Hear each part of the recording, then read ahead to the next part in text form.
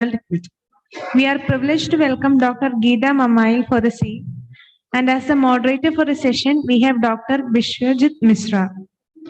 Dr. Bishwajit Misra is Associate Professor of Pediatrics at HMCH Bhubaneswar. We kindly welcome you, sir.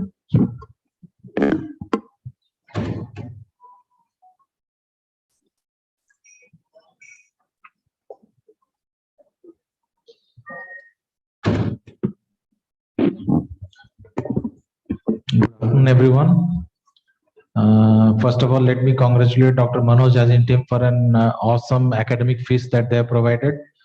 And I am sure Dr. Geetha M will be presenting many things which we know that our bodies, there have to be numerous and diverse population of microbiota. These are not visible to our naked eye, but their coexistence provides an essential foundation for our health and well-being. So how all this is being happening will be deliberated by ma'am. And I'm sure the world of microbiota is changing every day and probiotics are coming in a big way in the future. Thank you, madam. Thank you, sir. Very good afternoon, ladies and gentlemen. At the outset, I'd like to thank Team IAP Neocon for inviting me for this session. A few disclaimers. I'm not a neonatologist. I'm a pediatric gastroenterologist. My job today is probably to just introduce you to the world, the amazing world of microbiota, which may have implications not only for your patients, but also for yourselves.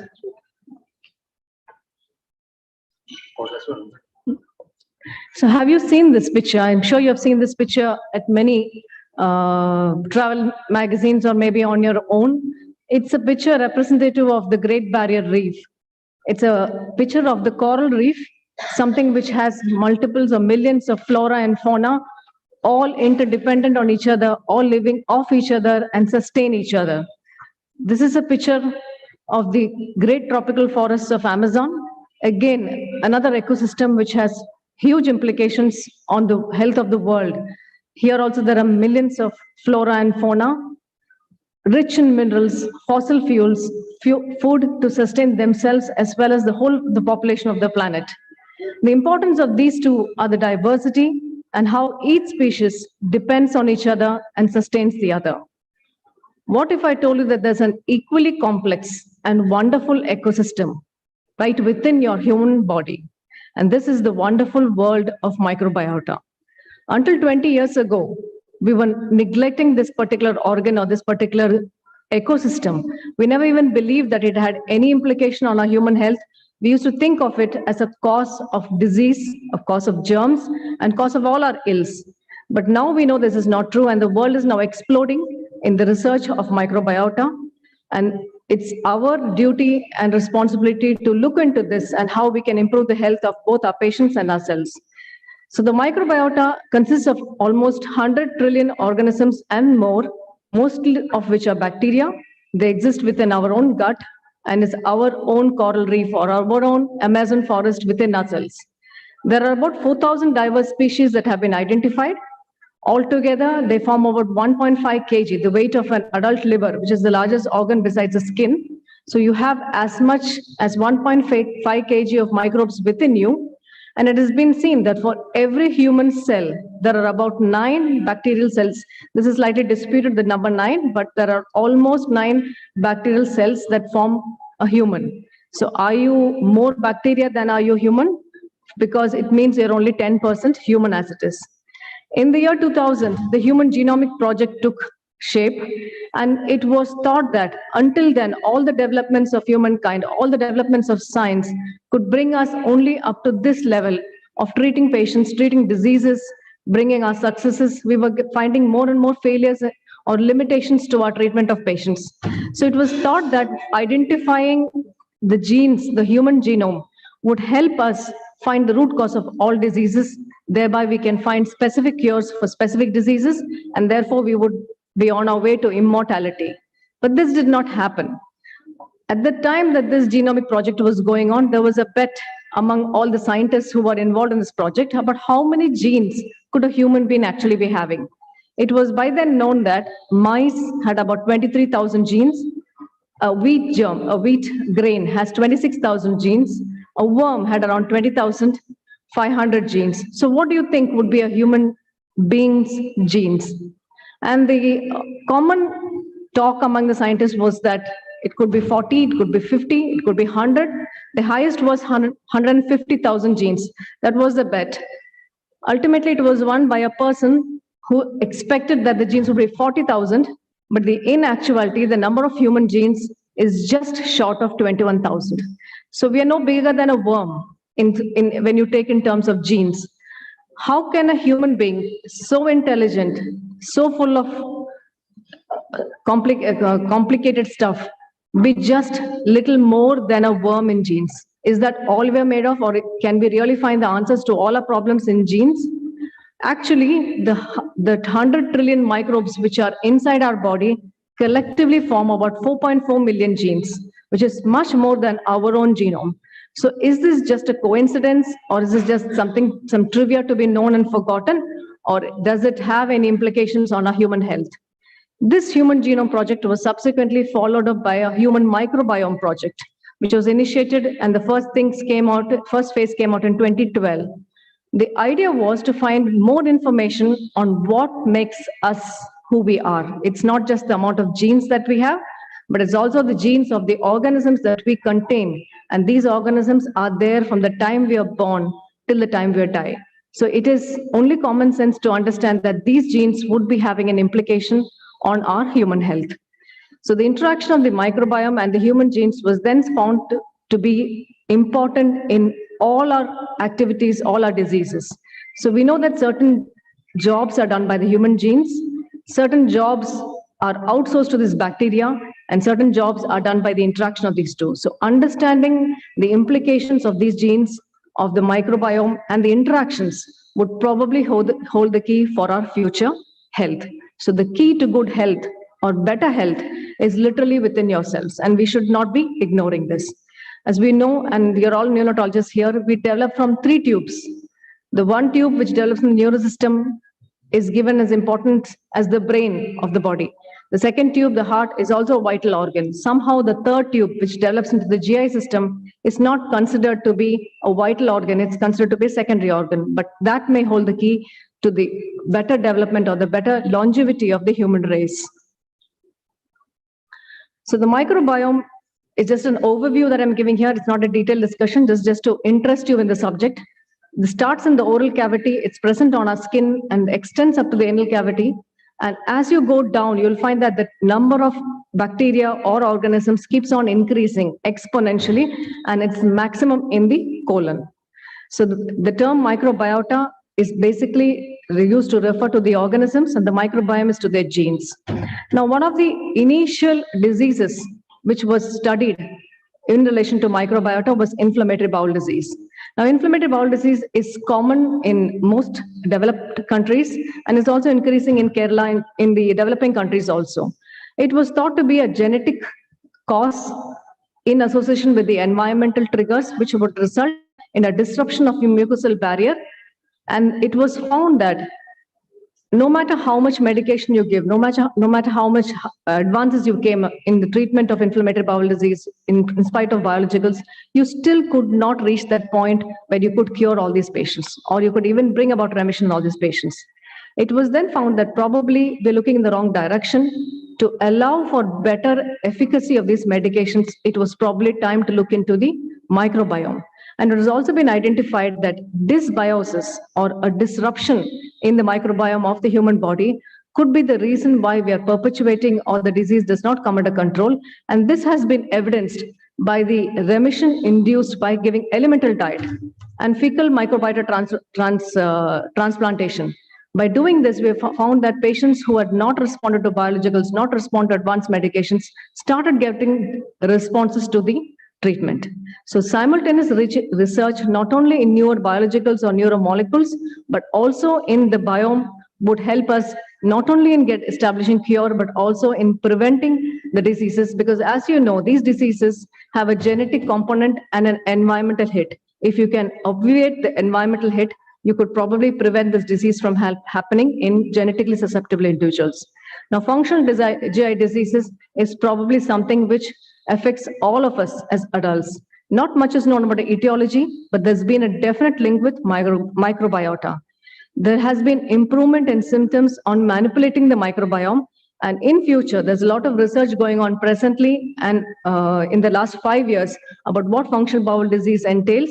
And probably classification in the future would be looking at a particular individual, looking at his microbiome, and based on that microbiome, the treatment can also be tuned in such a way that they get the best outcome.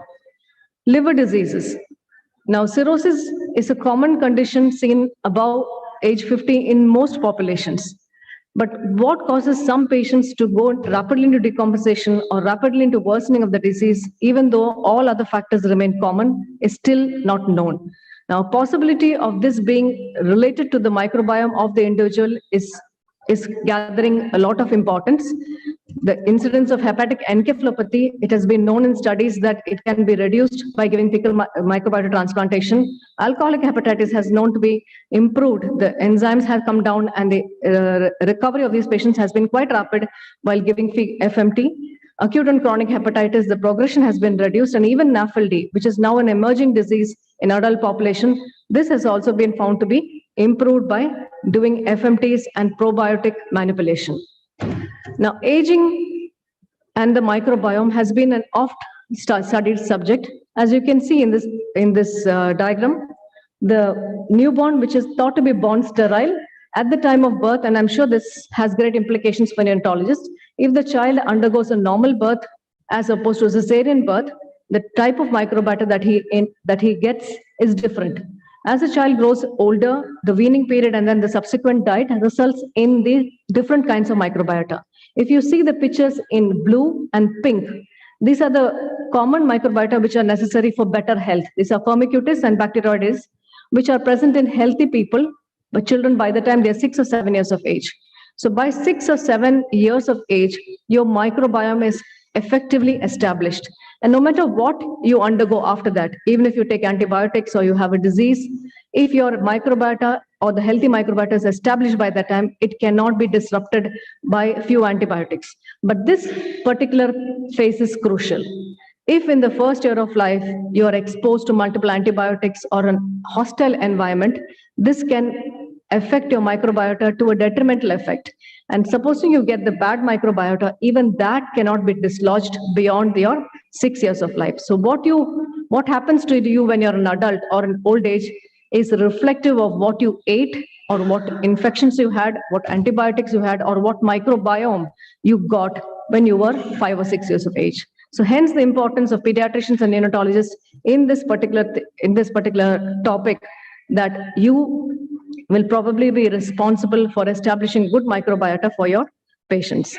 So age-related diseases, now we know that inflammaging, that is a chronic low-grade inflammation, is the reason, in addition to immunosenescence, that is aging of the cells plus this chronic inflammation, results in some people developing Alzheimer's, diabetes, atherosclerosis, and all the aging diseases. So some people live to be a very healthy 80 and 85 with no dementia. But some people get it at 60. It is not just genes, it is also probably a dysbiotic gut that is acting as a catalyst.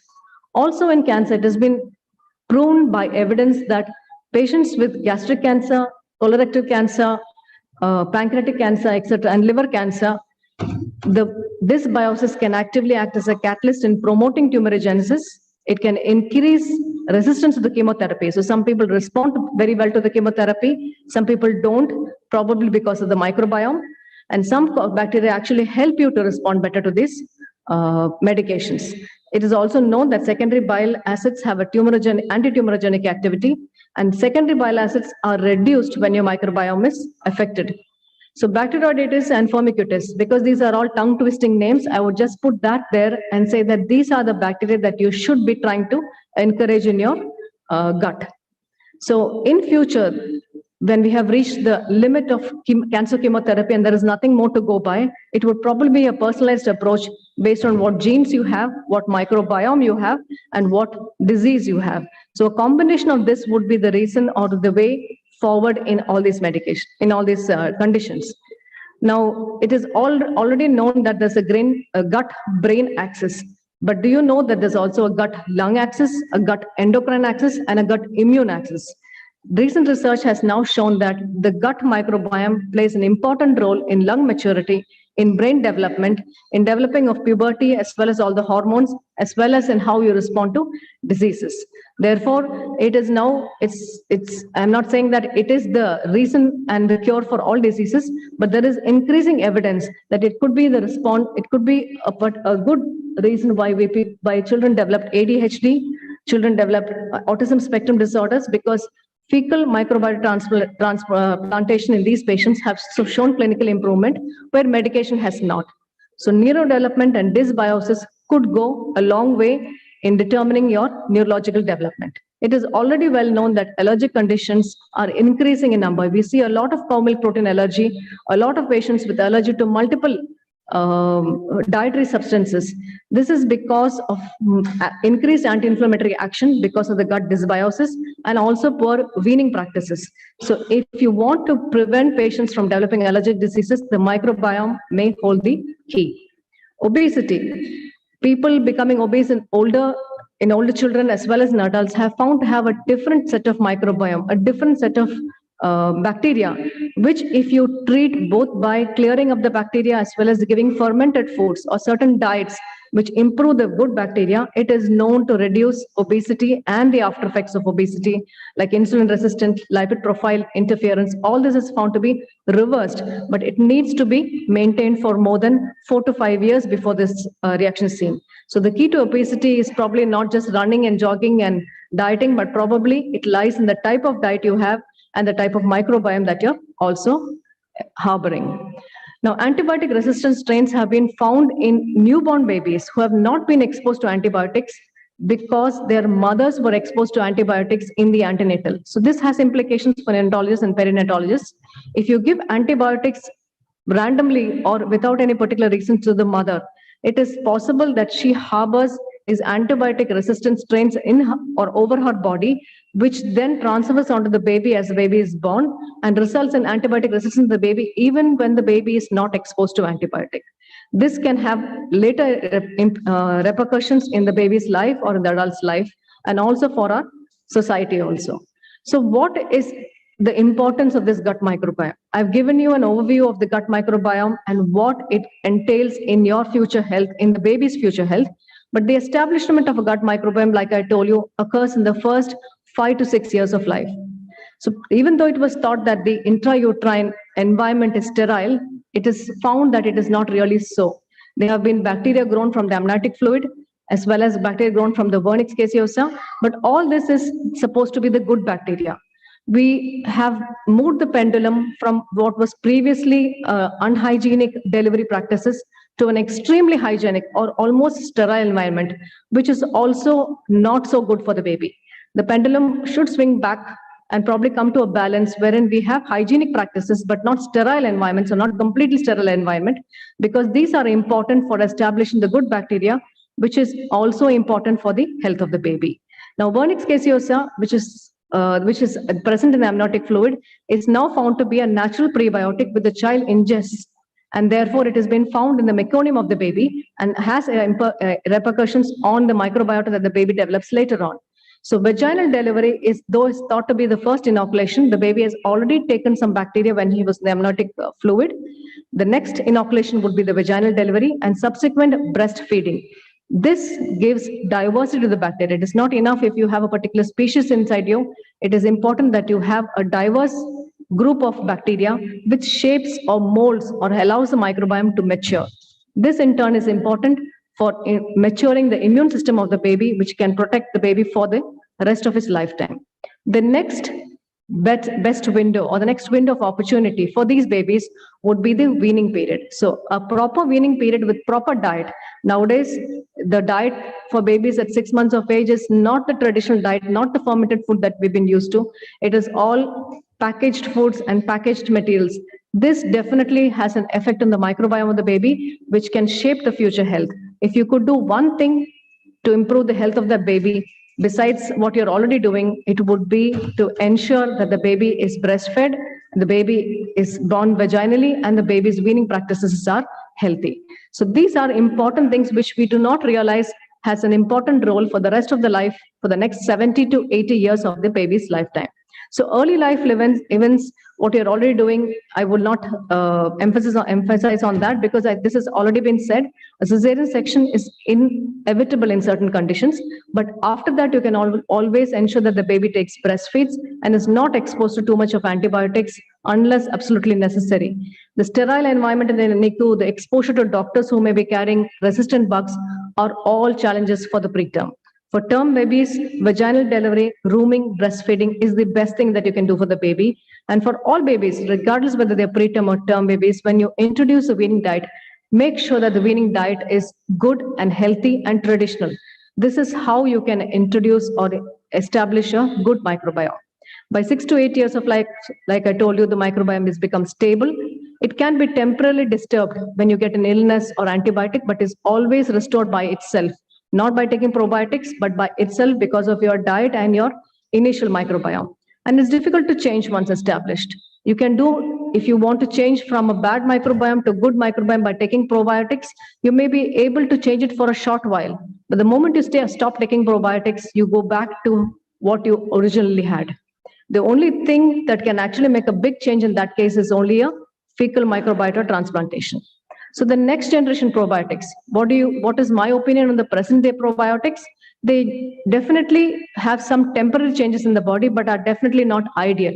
So we are looking forward to a next generation probiotic to identify commensal bacteria, which can be developed into more efficacious probiotics, which can eliminate even pathogens and play the role of what the microbiota is doing presently in our body, prevent antibiotic resistant bacteria, and also reduce the inflammation that I earlier mentioned, thereby preventing all these lifestyle diseases like functional bowel disease, hypertension, diabetes, etc. Therefore, the role should probably be more preventive rather than therapeutic. More work needs to be done. What we know is probably just the tip of the iceberg, but we are hopeful that in future, our children can have the benefit of this microbiome. The knowledge at present is limited regarding which bacteria, how much should be given, how often it can be given, and what it actually causes. And since we know that the bacteria are good, but how do they actually affect the disease, or what are the interactions, is yet to be determined. So that is what we know, what we think we know, and an awful lot which we don't have a clue about, but we'll talk about it nevertheless, at least to keep the dialogue going. So the future is full of exciting possibilities. What we need to focus on is a functional core microbiome. Just like I told you, the microbiome, the gene, and the interaction is what is going to be the future. Beyond FMT, even though it is very efficacious, has an UG value. It is a quite icky thing as of now, but it probably will become more palatable in the future with better diagnostics and better therapeutics. But how to alter the microbiome would hold the key to probable future immortality of man. But it is a long way to go before it comes to clinical practice. So I thank you for listening to me. I can take some questions. We can take 1 to 2 questions. Any question? Yes, ma'am. Yes, sir. Yes, ma'am. I want your recommendation on, how to have a healthy microbiome for the adult. For the adult. Okay, so like I told you, ma'am, by 6 to 8 years of life or by 10 years of life, your microbiome is fairly well established. If you want to change your microbiome beyond this, as an adult, you would have to take more of fermented foods, go healthy, stop taking much of, you can take meat once a week. This is the recommendation. You can take meat once a week or even less. And you should go down on your fatty food, have less of sugar. The carbohydrate in your diet should come down. You should take an adequate amount of proteins and good amount of fiber. Now, this is just the balanced diet which everybody's been talking about, but we hardly take a look into what we're actually eating. The second thing that I would like to recommend in this present day scenario is go completely off processed foods. Now, processed foods means everything. If you read labels of even things which are purported to be natural, you'll find that a lot of preservatives are added to increase the shelf life. So if you can, if about 100 years ago, if you could go back, you will find that there were no supermarkets, no processed food, nothing available in a packet. So if you really want to have a healthy microbiome in your body from now on, this should be practiced for years, and you can establish that. You can establish a better microbiome by going as close to the farm as possible, or as close to the cereal, non-processed cereals, non-processed grains, the fresh grain, as fresh as possible, fresh produce, non-preserved fruits. It's very difficult to do in real life, but as far as possible, go back to nature. Go back to nature and try and avoid taking anything that contains added fat, trans fat, or saturated, or you can take healthy saturated fat, but not the unhealthy saturated fat. Reduce the amount of sugar in your diet, increase the amount of fiber, and go slow on meat. This is the best way, especially when you cross 50, it is time for you to look after your colon. So these are the recommendations for having a healthy microbiome, but it's not enough if you take it for 3 months or 6 months or 1 year. You must take it for years and years, and you should change your lifestyle and make it a way of life. That way it can have beneficial effects, even if your microbiome was not healthy to begin with. Great. Thank you. Thank you, ma'am. Thank you. Thank you, Dr. Geetha. Yes.